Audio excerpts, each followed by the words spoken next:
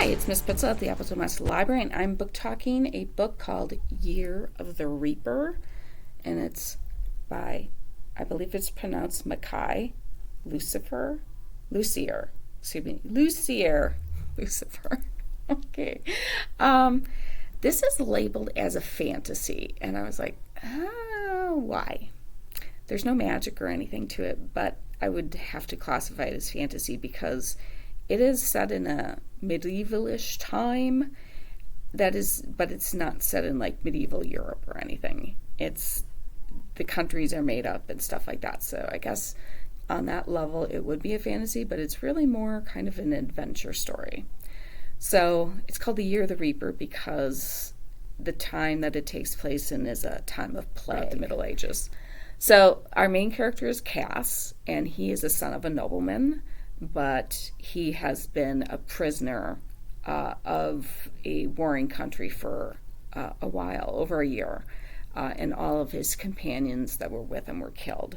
Well, he is able to escape and get back to his thing, only to find that the king is now in residence at where his family lives, and somebody is after the queen, who has just given birth to the next king.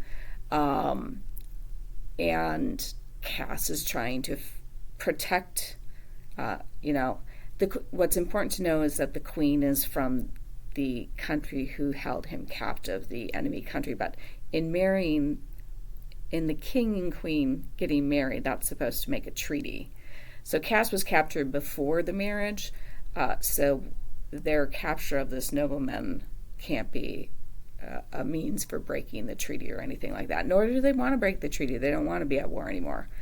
But the mystery and adventure of this comes through finding out like who is after the queen, why are they after the queen, and there's some surprises that come up about the queen and a few other people, including Kaz's brother, who is the older brother and due to inherit the title. It's a really good book. I really did enjoy it. So it's what I would call, it's set in medieval times. It's an adventure. I would say fantasy because once again, it's a land. While there might be similarities between this and Europe, I actually think it brings in more cultures than that. And so, just because of where they set it, the places, the made-up places, that makes it a fantasy. So if you're reading a fantasy for there to be any kind of magic in it, this is not going to be yours. But if you like a good medieval adventure story, like going after the bad guys and who's killing who and figuring out the spies and all this other things, I did enjoy this quite a bit.